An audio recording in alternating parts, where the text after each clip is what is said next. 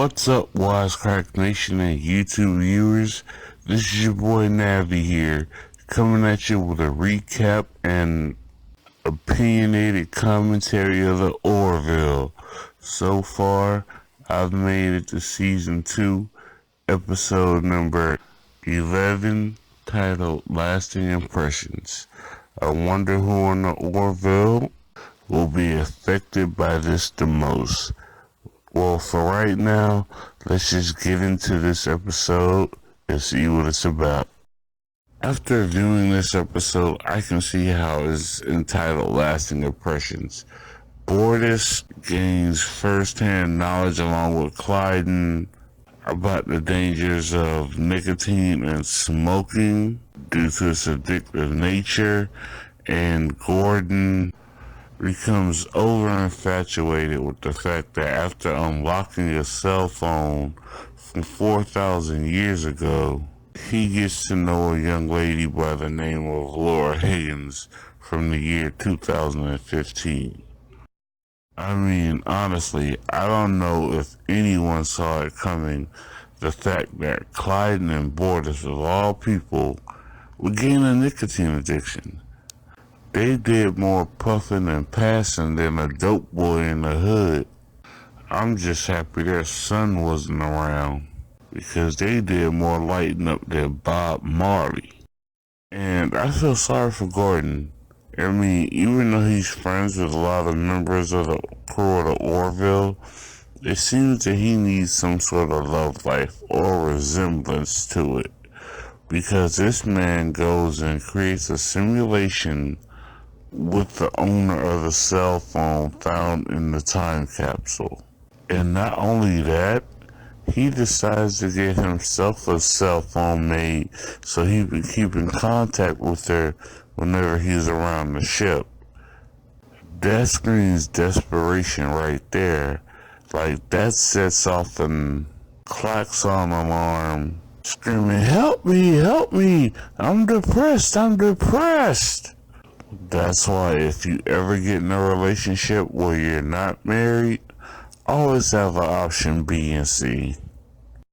And it seems that after being found out that they've not stopped smoking since the opening of the time capsule, Bordis and Clyden have developed a nicotine addiction because of their Mocklin genetics, and ordered by Dr. Finn to stop smoking. So what you're telling me is, after hearing how cigarettes and nicotine have caused cancer in humans, that both Bordis and Clyden still decide to smoke them? I thought Mocklins were supposed to be intelligent, not stupid. Their living quarters with each other was surrounded in so much smoke that it looked like a How High movie. I thought Mythic Man and Red Man were gonna pop out of nowhere. Or maybe even Craig and Dede from Friday. This is what worries me about Gordon the most. He knows the simulation, but yet he still invites some of the crew members of the Orville to a game night in the year 2015. And on top of that, he starts a relationship with her, which winds up getting over-involved and twisted up with his daily duties as a pilot for the Orville. I mean, I know it's a Union ship and they're more than likely a crew of researchers. They need to start having date night or something, because Gordon, what he's doing is scary and pathetic. When looking at Bordis and Clyden, I'm not surprised they're sneaking around trying to find places to stay hidden when they smoke, but they go too far as they develop hiding places around their living quarters to hide the cigarettes. I mean, geez, Bordis, you went and turned into 007 with the hiding places where you hid all your cigarettes. Seems that addiction monkey is really hitting you too hard. Well, it look like it's getting to that point of seriousness for Gordon as he goes to see Laura again in the simulation, just to find out that she's getting back with her ex-boyfriend Greg. Maybe if Gordon had paid a little bit more attention to the text messages that she wrote in her phone, he would have known that she got back with him and more than likely married him. And what makes things even worse is the fact that from the simulation program, he deleted the boyfriend.